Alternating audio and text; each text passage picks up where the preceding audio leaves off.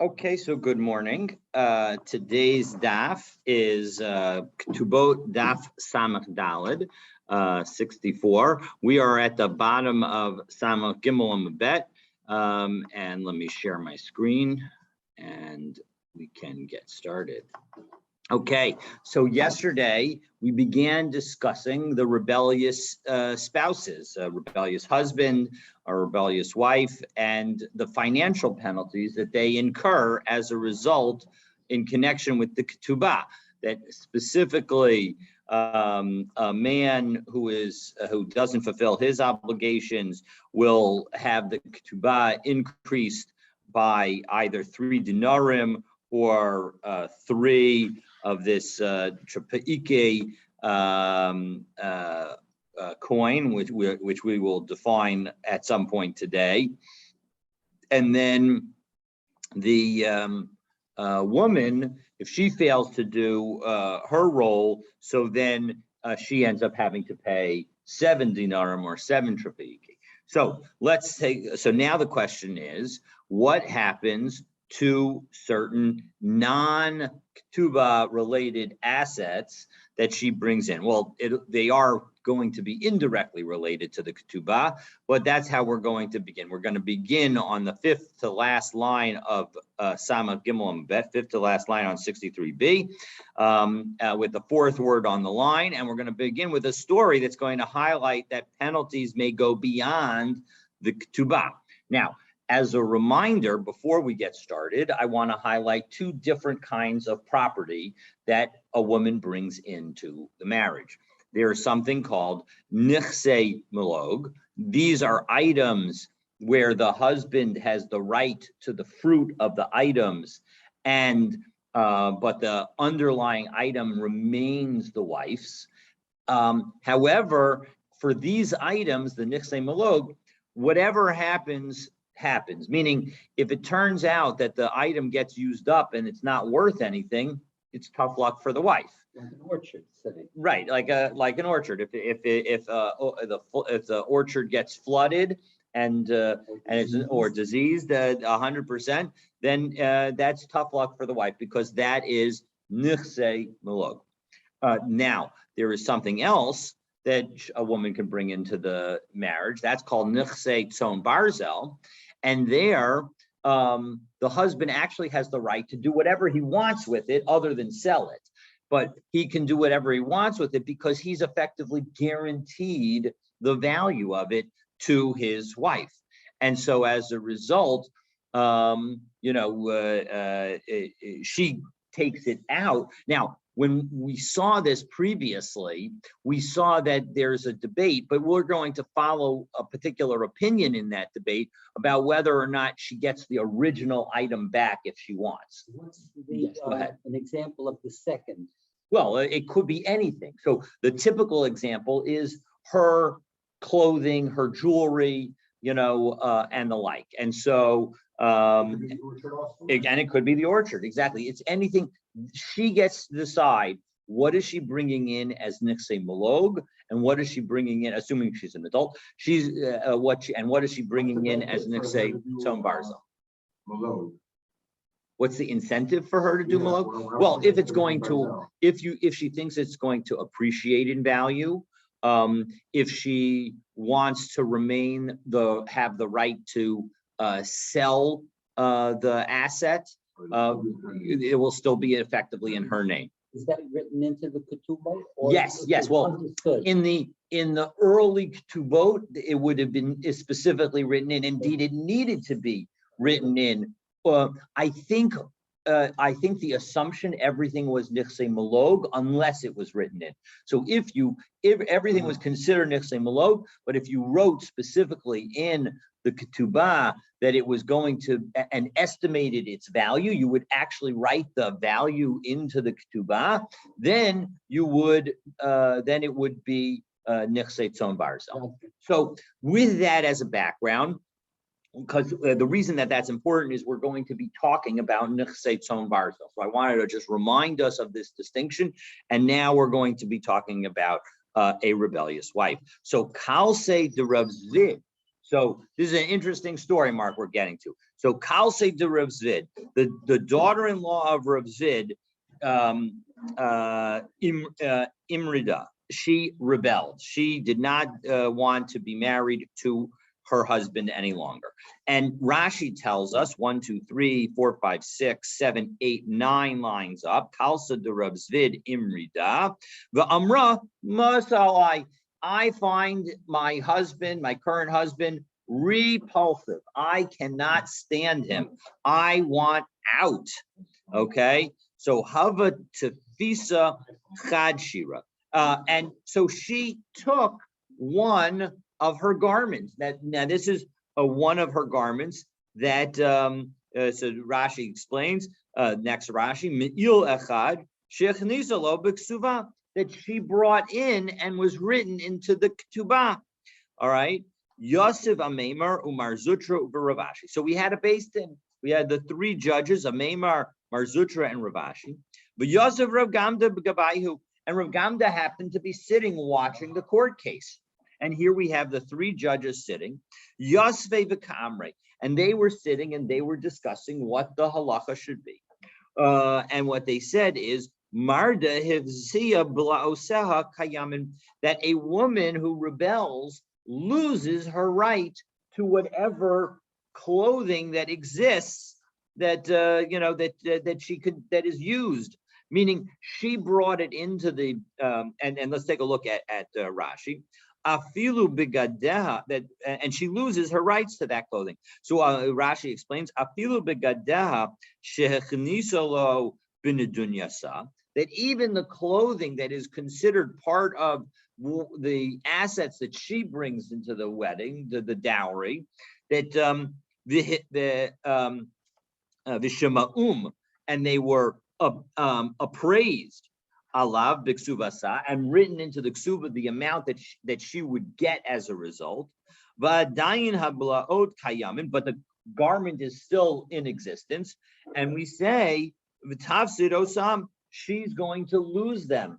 So again, as a reminder, the way it worked is, of course, under the ketubah, she was entitled to the full payment of the value of what she brought in. So she's definitely going to lose that because she loses her entire ketubah.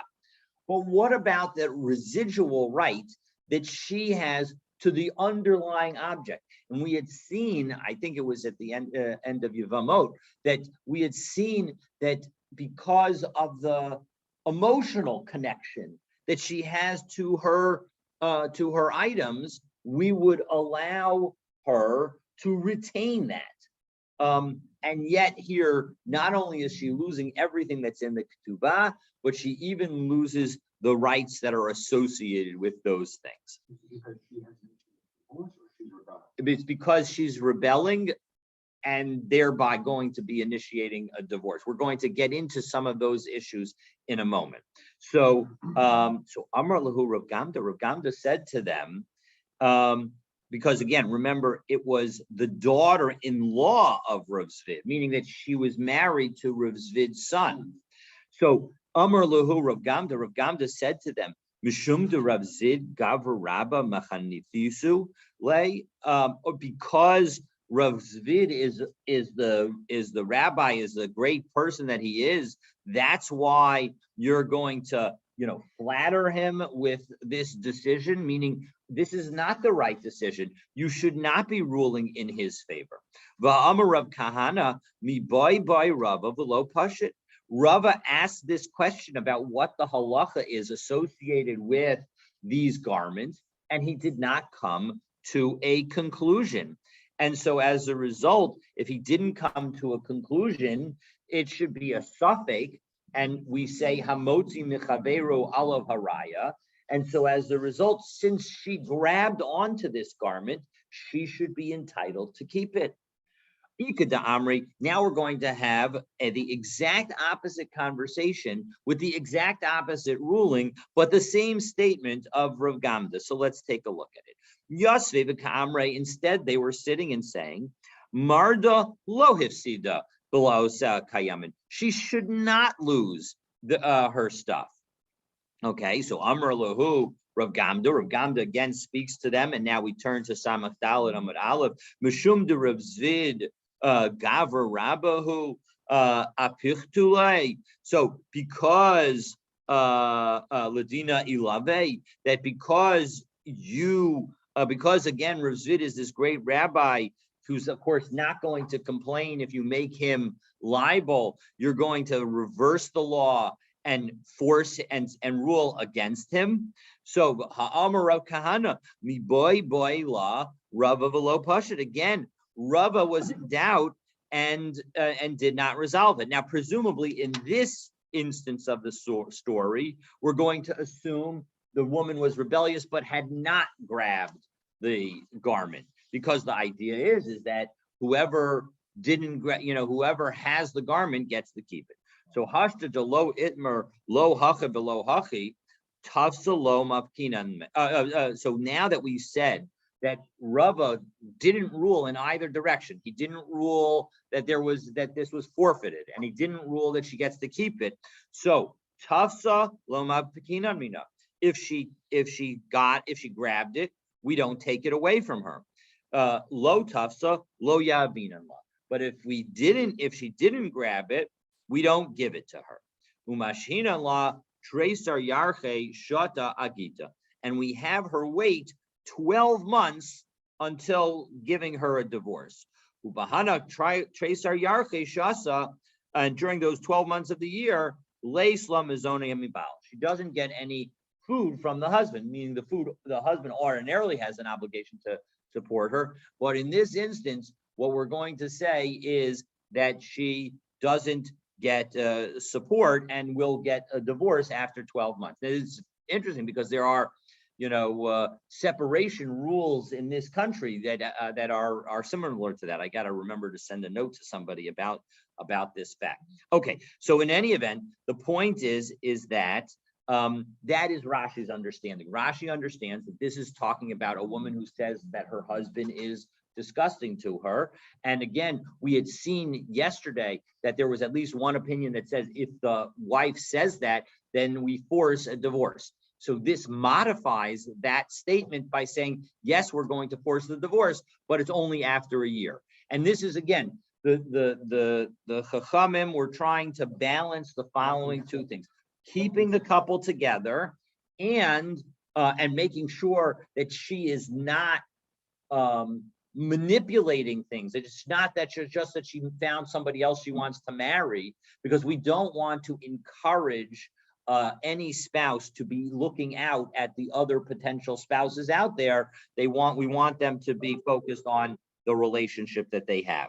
And on the other hand, we want to make sure that a spouse who really feels this way about her spouse, his or her spouse, can actually get divorced. Who wins this time? So this time depends on your definition of winning, but I think the wife is going to win, that she is going to get her freedom and get out of the marriage because she doesn't like her husband.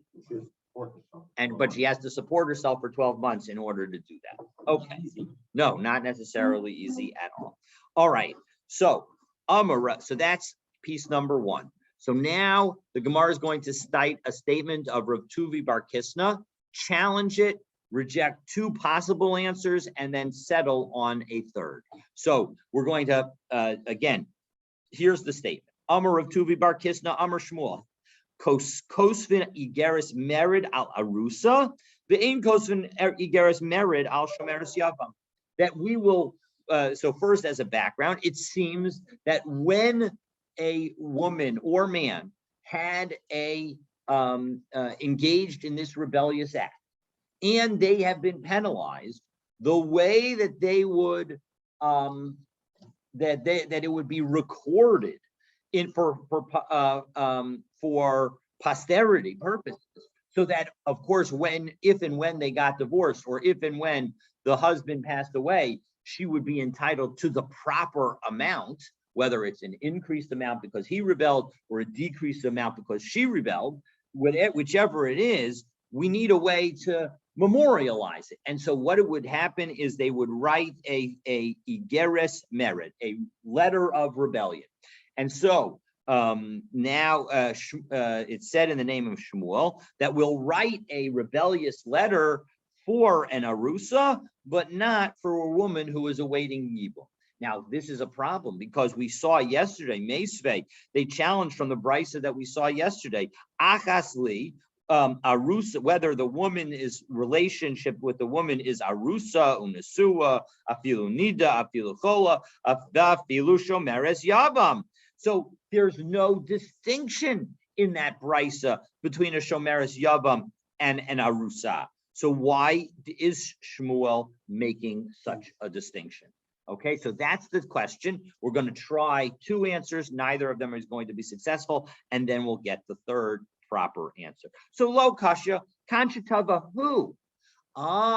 When I read Shmuel's original statement, we must have thought it meant one thing, but it means the other. It doesn't mean that the woman was the rebellious one.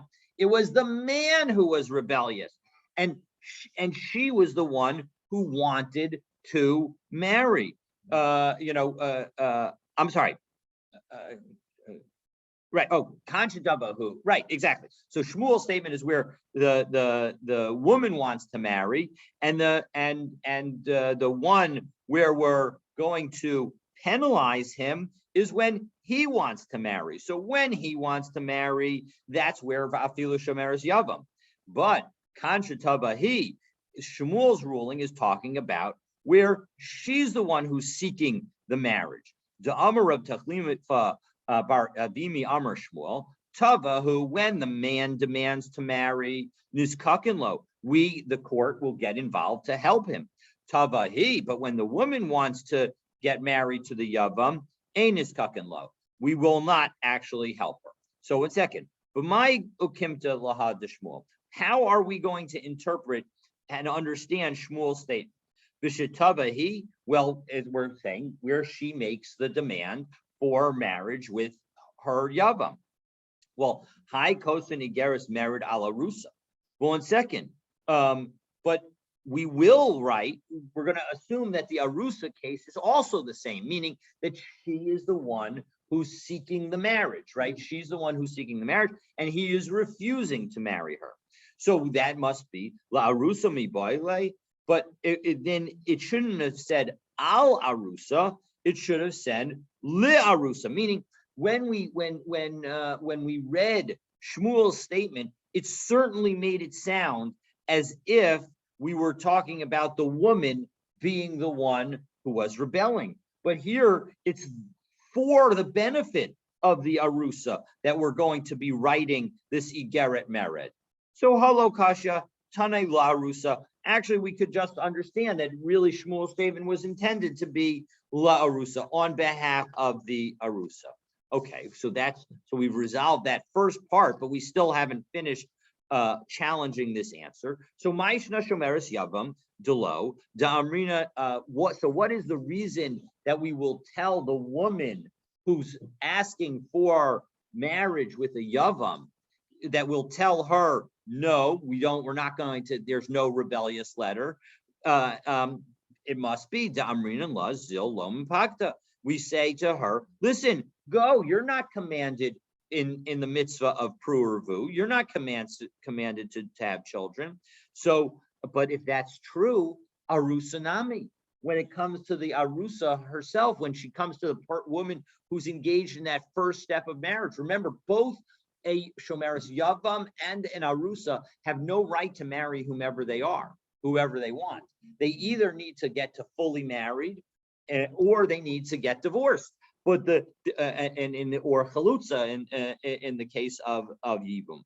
So the point is that it must be that we're going to tell the woman who's the arusa. Tell the woman who has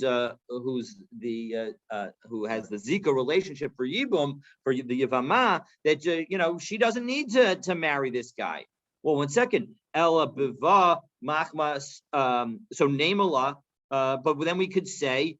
We could say to the other woman, we can do the same thing. So Arusa Nami Nemala Zil Lomapakta. We could say to the Arusa as well, listen, you don't need to be married to this guy. Let him divorce you and go marry somebody else. That's totally fine. Ella Biva Makmas Tana. So it must be that she came with some kind of claim that says, I need to be married. I need to be able to have children. Because of course she is married in the case of the Arusa. And of course, and she has the Zika relationship in connection with the Yivama.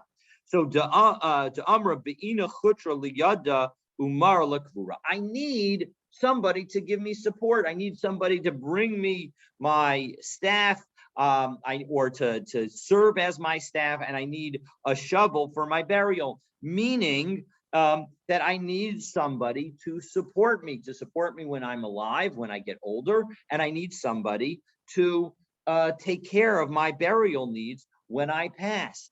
Okay, so Hachanami Shomeres Yavam Beva Machmas Tana. Well, 1 second.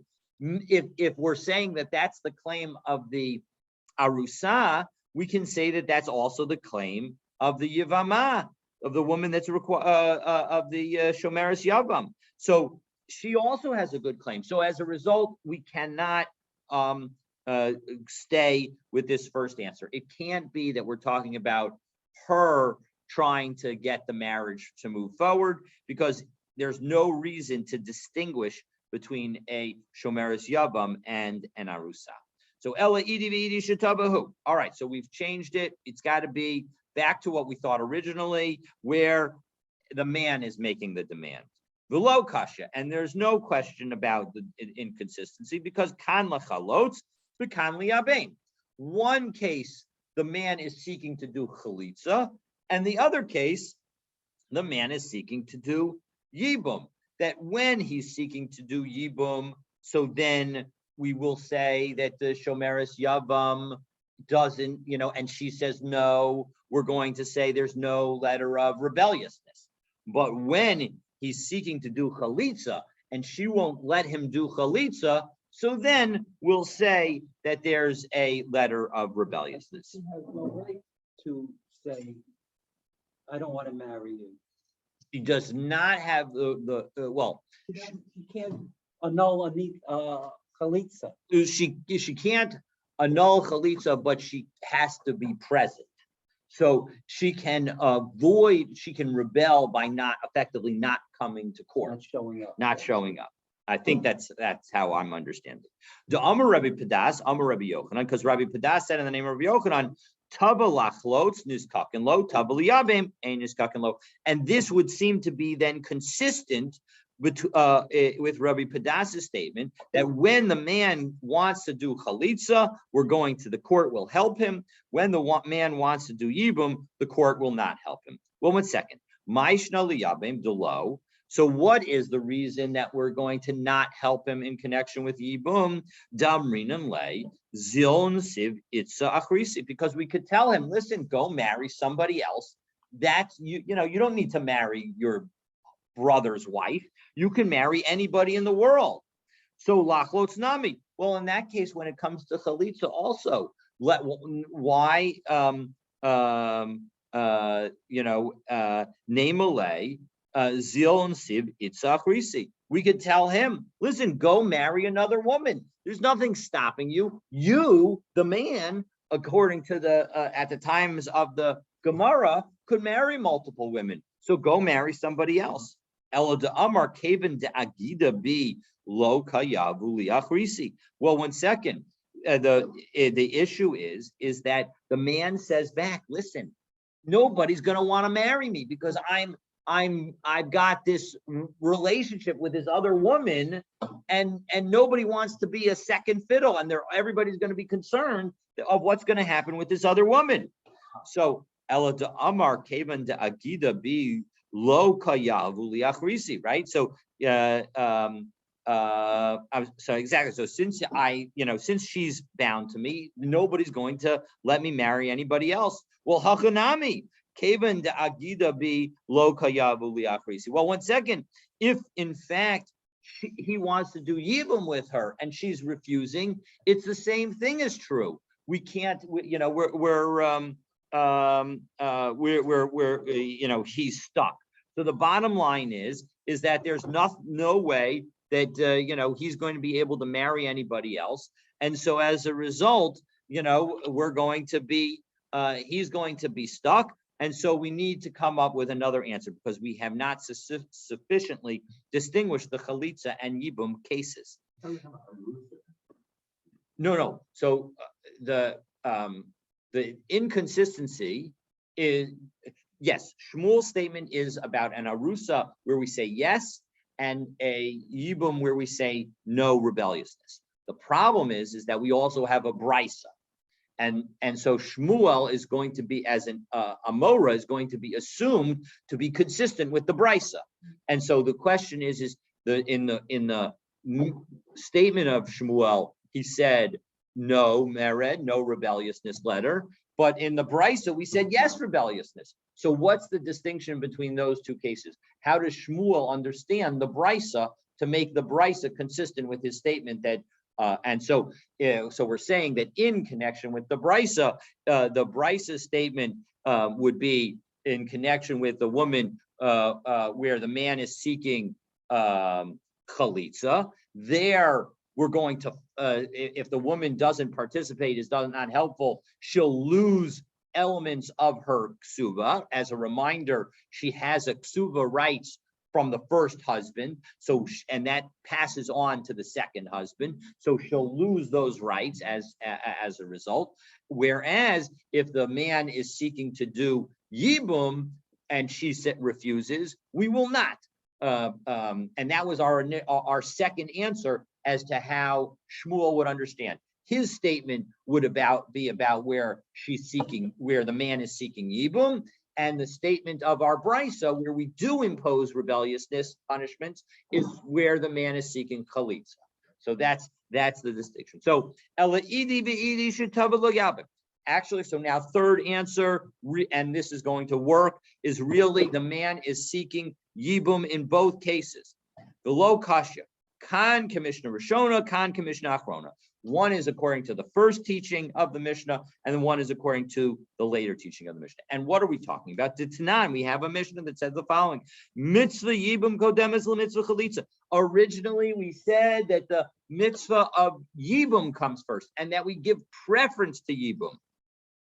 Barishona shahayu miskavnin l'shum mitzvah, because originally the men wanted to do yibum because it was a mitzvah. They wanted to marry their brother's widow in order to fulfill the mitzvah and to enable children to be named after the brother. But now that they're not having the right mitzvah intent, amru mitzvah chalitza kodemes mitzvah yibum. Now we say that no, yibum comes first, and chalitza comes first and not yibum. And so what are we saying? So bottom line is that when Shmuel's statement of is when we preference chalitza over yibum. And so as a result, if the man seeks yibum, her rejection is not considered as if it's rebellious. Whereas if the man is seeking yibum originally, when we preference yibum over chalitza, that would be, so the brisa was earlier. The brisa, of course, happened earlier in the times of the Mishnah. And so that statement was an original statement. That was when the original approach was that if a man sought yibum, if woman didn't agree, so then it would be considered an act of rebellion, and so as a result we would punish her. But now we would not, in fact, punish her in that situation. All right. So that leads us now to the discussion of the trapa'ika. So let's take a look and see what exactly that is. So ad masai hupoche. So again, our Mishnah said, until when do we reduce? And it said that basically we could reduce even the rest of the entire ksuba, and Rabbi Yossi said even more than that. But the key is that we had these opinions of the Tanna Kama and Rabbi Yehuda, one focusing on dinarim and one focusing on trapeikin. So my trapeikin. So what are trapeikin? Amar of Shesha is astira. It's an astira. Well, 1 second. What's an astira? V'kama astira. How much is an astira? Palga de zuzah. It's half a zuz. So, And by the way, a zuz is equal to a dinar. So basically, it's half of the. So when Rabbi Yehuda makes his statement, he's just having all of the calculations of the Tanakama. The Tanakama said 7 dinarim. Rabbi Yehuda is the penalty on the woman. Rabbi Yehuda said 7 trapaikin, so half that amount. The Tanakama said the penalty on the man is 3 dinarim. So Rabbi Yehuda says the penalty on the woman is 3 trapaikin. Again, half that amount. Well, and Tanya Namihacha, we have a brisa that supports this. Rabbi Yehuda Omer Shlosha trapaikin, Shehain Tesha Ma'in. So 3 trapaikin, which is equal to 9 ma'ah, and ma'ah v'chatzi l'chol yom. And so it would be a ma'ah and a half every day. And according to and the other opinion, it would be a full 3 ma every day. And so the bottom line is what did we see here?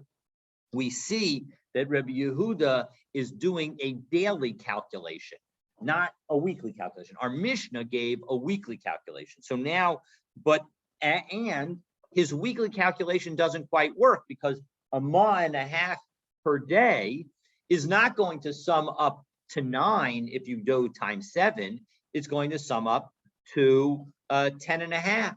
So why did he say that it's only 9? So now we're going to have that question. So Amar le Rabbi Chia bar Yosef l'Shmuel, Maishna ihu the Yavina le b'Shabbos. Now, obviously, when it comes to her, it's easy, right? When it comes to the woman, it's 7. It's 1 per day. It's whether it's a dinar or a trapa'ik, it's 1 per day. So it's clear that we include Shabbos. So my shna ihu the Yavina le the Shabbos. When it comes to his benefit, we give him for Shabbos. Umay shna ihi the lo Yavina le the Shabbos. Why, when she gets the benefit, do we not give her the benefit for Shabbos? So the Shmuel answers, ihi de milchas kapachas. When it comes to her, when she's the one who's rebellious, so we're diminishing the amount that the man pays. So that is not lo mechzik kiskar Shabbos. It doesn't look like the man is earning money. He's not actually going to take in money. He's just paying less. Ihu de osufe kamosfa. But when it comes to him who's rebellious, we're going to add to the amount. And so as a result, so there, as we turn to Samach Dalet Amabet, mechzik kiskar Shabbos. That is going to look like she's earning money on Shabbos. Now, Tosfos here asks a great question. Top Tosfos Samach Dalet Amabet, the im tomer v'haskar Shabbos al yedei havla mutter. If you say, 1 second, if I get paid, after all, a lot of people do, right? If you have a full salary that sometimes requires you to do work on Shabbos, like our teen leaders in shul or things like that, or the rabbi, right? The rabbi actually gets paid for his work on Shabbos. But how does he do that, right? I mean, isn't that a violation of the mitzvah, of resting on Shabbos? So the answer is that you can get paid for your work on Shabbos effectively, as long as it's included in everything else. So and then he cites Kedamrim Perkasav, Im Haya Schir Shabbos, Schir Chodesh, Schir Shana, Noson Lo Schar Shabbos. He gets the benefit of Shabbos if the wages are set by week, month, or year. So that's totally okay. So V'yesh Lomer Dahacha Asar Mishum Daha Havi Delo Havi Kemo Havla. The Ein Mosivin L'Chol Shabbos Yachad Elamasha Ola B'Kol Yom B'Yom. She'im Yatpayes Hayom Olamakar Be'emtza Hashavua Ein Mitzdarfin Kol Yemei Hashavua Ze'emzeh. So the bottom line is Tosfos answers that it must be that in our Gemara we're talking about a situation where the payment is not on a weekly basis, even though our Mishnah made it sound that way. Really, the payment is on a daily basis. Okay, so that is the answer of Tosfos to that question. So now Rav Chia asks the following. Rav Chia, so Amrulay Rabbi Chia bar Yosef l'Shmuel ma bein mored l'moredes. What's the reason for this distinction? Why is he getting a much bigger penalty than she is. Now, we gave one answer yesterday, and I'll remind us of that answer. That's Tosos cites the Gemara in Yerushalmi, Maseches Yerushalmi. I'm sorry, in Yerushalmi. What was he saying? In any event, in the Gemara in Yerushalmi, it says that that she gets, that it's based on the number of different working things that need to be done. She needs to do 7 things for him. He needs to do 3 things for her. So if she rebels, she pays 7. If he rebels, he pays 3. So, but now we're going to have a different answer. So, Amrle Rabbi Chiel bar Yosef l'Shmuel, Ma be more l'moredes. What's the difference? Why the difference in the amount of payments? So, Amrle Seyol Mad Mishuk Shalzonos. Go see in the marketplace who pays for marital relations. So, right, the man pays for marital relations. That's what you see out in the marketplace. So, mi socheres mi, who's hiring whom? So that's explanation number 1. Davar acher ze yitzro mi b'chutz, v'zo yitzro mi bifnim. So, when it comes to a man, his desire and the embarrassment that's associated with it is shown publicly, meaning a man has an erection, but a woman does not. And so as a result, if in fact she is frustrated by the absence of having somebody to have marital relations, her desire is not going to be seen by anybody, whereas that is not true for the man. And so as a result, it would be more embarrassing for him. So those are the 2 reasons that are given. So of course, this all implies that the reason is associated with marital relations. So one can understand that this is just explaining according to that opinion, and we can rely on the Yerushalmi.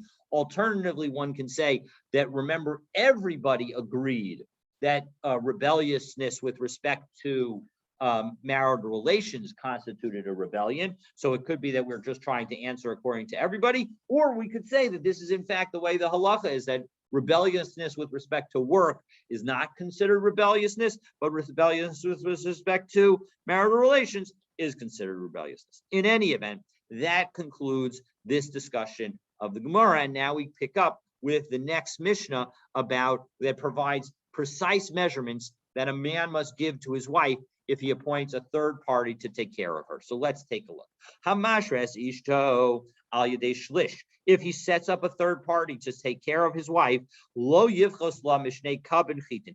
Every week he needs to give her at least 2 kav of wheat. Oma arba kav and seorin, or at least 4 kav of barley. Rabbi Yossi lo pasuk la seorin ella Rabbi Yishmael. That the one who said that she gets barley, that's Rabbi Yishmael. And we'll see what exactly that means. Shahaya samach la Edom, because he was near Edom.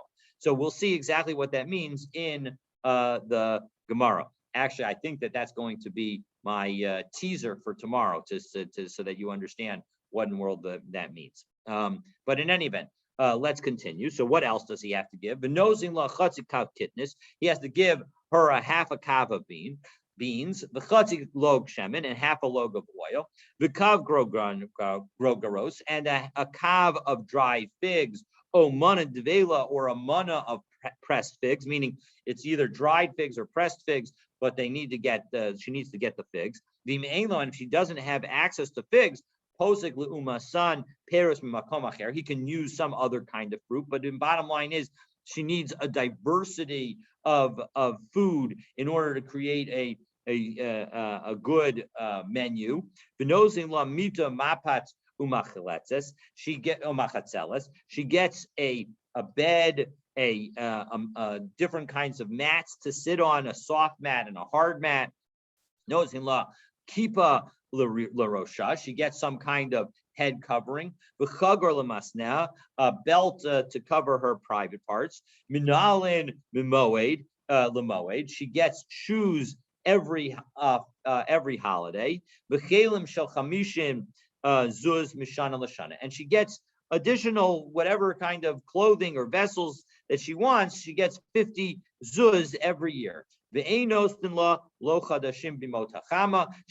can't just give her new clothes in the summer because those are not appropriate. They're too thick.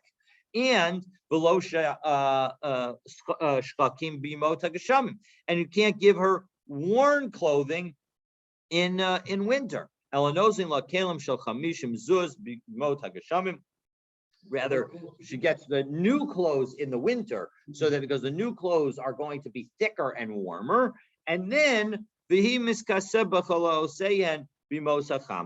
then she can, when they get worn out, she can wear them again in the summer, and they'll be good for the summer. And then when they get used up, she gets to keep them.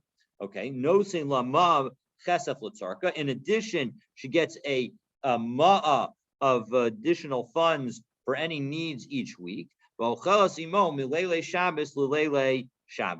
she eats with him every Friday night. If he doesn't give the ma'ah that she, the ma'ah for whatever she needs, so ma'asa yadah shalah, well, then her earnings are going to belong to her. Umahi osalo, and what are the things that she has to do for him? Meaning, what is her minimal work obligations? Mishkal shkamesh slayim shisi b'Yehuda. In Yehuda, she needs to spin 5 slaim weight of work. That's the thread. That is the vertical thread. The vertical thread needs to be stronger because it's taut in the loom. And so that's going to be more expensive for its weight. And Shehain Eser slime the Galil, which are equal to this 10 slime in the Galil. Maybe they had different kinds of sellas, weight systems in the two places. But maybe, hopefully, we'll discuss that in the Gemara. Okay. No, Rashi explains that the weight system in Yehuda was basically double that in the Galil. Okay. And so, Mishkal Eser Slime Erev Bihuda, or she could do double the amount of weight, but it doesn't have to be as strong because then it could be the weft thread. The weft thread is the horizontal thread, and that goes back and forth through the vertical threads, but it does not require the same strength because it is not going to be held taut by the loom. Shein Esrim Slam Begalil, which is equal to 20 slaim in the Galil. V'im Haisa Manika. Now, what happens if she's nursing? Pochas in law Mimasa Yadeha. We are going to reduce the amount that she needs to earn.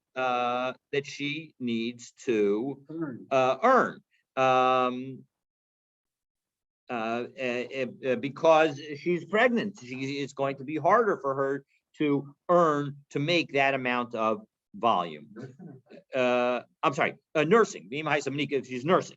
Because she's going to have to nurse the baby, and so she's going to have to not be earning when she's nursing. Mosifin la amazonasa, but we have to increase her food because she needs to produce the milk.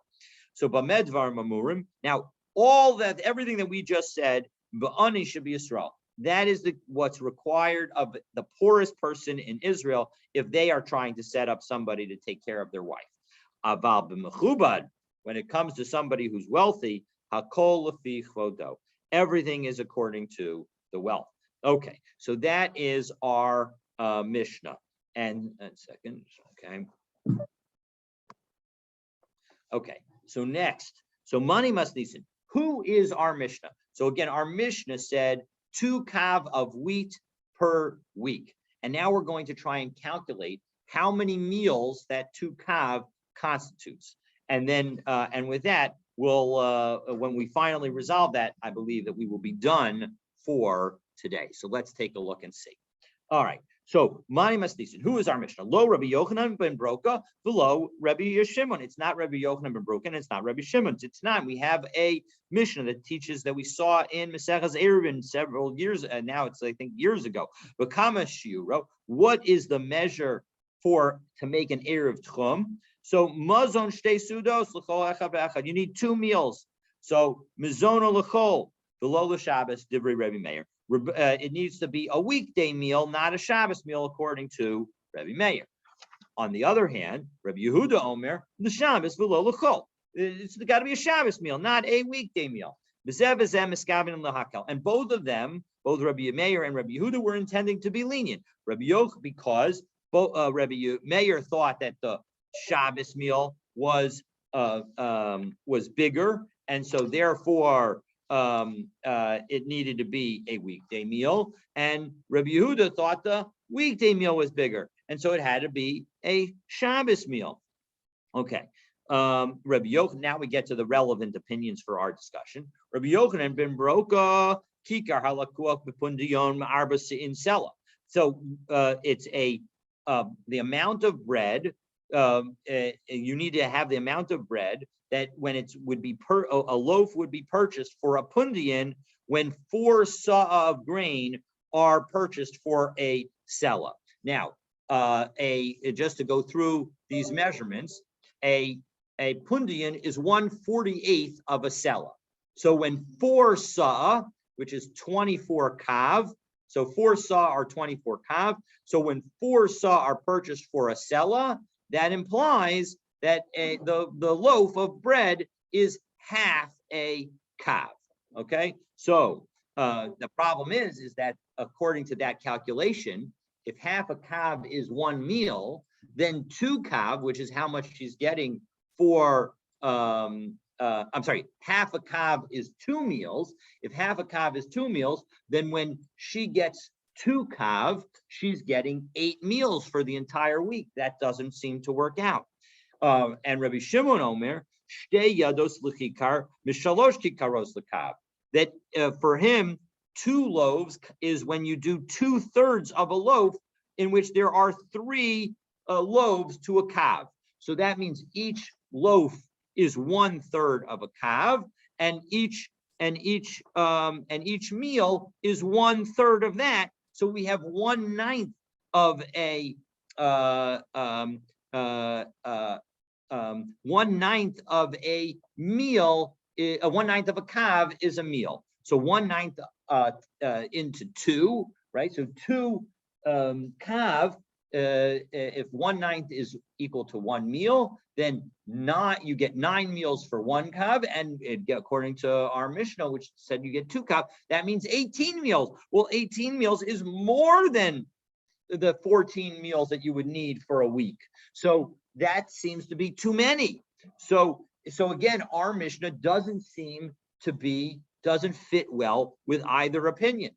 So Chetzia Levias Hamanuna, and so now we have some additional measurements that are not relevant for our calculations. That Chetzia Levias Hamanuga, that basically half of this kind of loaf is the measurement for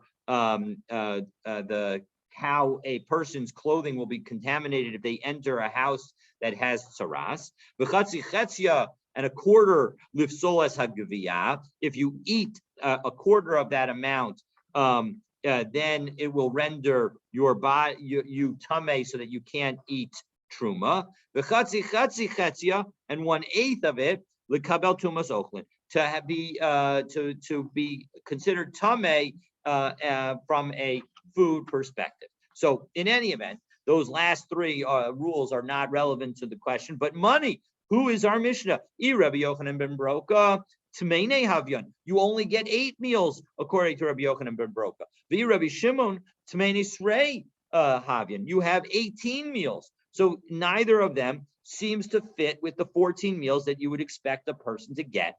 So la'olam Rabbi Yochanan ben Baroka. Really, it's Rabbi Yochanan ben Baroka with the Amar of Chisda. Say mehen shlish lechanvani. The issue is that we have forgotten to include the. We have just done a simple calculation based on the price of wheat, and then using that to assume that the amount of wheat is the amount that you would get of wheat for your bread. But we've forgotten all the labor and all the other ingredients. And so as a result, Rav Chisda notes that in fact you have to reduce the amount of the loaf that we calculated with Rabbi Yochanan ben Baroka by 1/3 because of the profits that are associated with the baking of the bread, meaning to cover all the, something like that. So hachinami aiti tilsa shedei alayhu. So again, we have to add a third. So that means, which is actually adding a half. So we're going to add a third so that it's a third at the end. So we start with 8, we add half, that's 4. So now we're at 12. So 1/3 of the amount of our total amount is what we've added. So akati tarti srei havian, but still that leaves only 12, and 12's not 14 either. So ochelosimo lele Shabbos. Well, 1 second. He eats with her husband. She eats with her husband on Friday night. So that's a 13th meal. Well, fine. You can answer that feeds her an additional meal, according to those who understand our Mishnah as eating literally. But but eating can also be used to refer as a euphemism for marital relations. So what about according to that opinion? And moreover, even according to the opinion that says that it's food, that still only brings you to 13, and we do need at least 14 meals for the week. Ella Kadamar of Chisda. So 1 second, there's another statement of Rav Chisda. Say mehen mechzelachenveni. No, really, half of the amount is for the shopkeeper, meaning we need to use half the size of our loaves. So we double the amount that would be available if you have 2 kav. So hachanami asya palga ushtei alaya. So we bring half and we add to it. So now we have 8 more meals. And so as a result, now we have 16. Well, kashir to Rav Chisda, other Rav Chisda. Well, first of all, we now have 2 inconsistent statements of Rav Chisda. In one statement, he says, add a third, and one he's adding 50%. So lo kasha, haba asra de yabe tzive, haba asra de lo yabe tzive. No, well, that we can explain where the shopper brings the bread, brings the wood for the cooking, for the baking of the bread. Well, then he only has to pay an additional 1/3 to the shopkeeper to as profit. But where he does not bring the wood, well, then the shopkeeper gets the 50% as the profit. Well, but when second, now we have a problem because we have too many meals, because now we have 16 meals according to Rabbi Yochanan ben Broka and 18 meals according to Rabbi Shimon. So we have 16. Come on, Karebi Chidka. So you're going to say, who is our Mishnah like? We're going to say that our Mishnah is like Rabbi Chidka, the Amar Arba Sudos Chayav Adam Le'echol b'Shabbos, that you have to eat 4 meals on Shabbos, because that's an opinion that we have. And so as a result, that would add the 2 additional meals, and now everything works. But Rabbi Chidka is a single opinion. We don't want to say it's like him. Ella afilu tema rabbanan. So no, the Gemara answers, you can even say that it's the rabbis. Dal chada la'orchei ufarchei. You can have 1 additional meal for your guests. Hashta to asis lahaki. Well, once you've answered that we have additional meals for guests, afilu tema Rabbi Shimon. Now we can even say that it's Rabbi Shimon, because even though we got 18 meals, we can say that some of those meals are extra. L'Rabbanan dal tlas la'orchei ufarchei. So for the rabbis who say that you got to eat 3 meals on Shabbos, you would have 3 meals left over. So that's 15 meals for the week. So now you have 3 meals left over for your guests. Well, Rabbi Chidka dal tarti la'archei b'parchei. And for Rabbi Chidka, we'd have 2 meals left over for our guests. And of course, all of this assumes that we're using when we say eating on Friday night, we're talking about marital relations as opposed to an additional meal, in which case we would have an extra meal for our guests. And so again, tomorrow we'll answer the question that I highlighted when we learned the Mishnah of what Rabbi Yossi means when he says that no one awarded a stipend of barley other than Rabbi Yishmael, who was in Edom. So, what does the Edom have to do with barley? And when, after all, barley is available all over the world. And so why is this anything special? And in order to find out the answer, You'll have to come here tomorrow. Have a wonderful day. You too, everyone. Be well. Good day, Lord.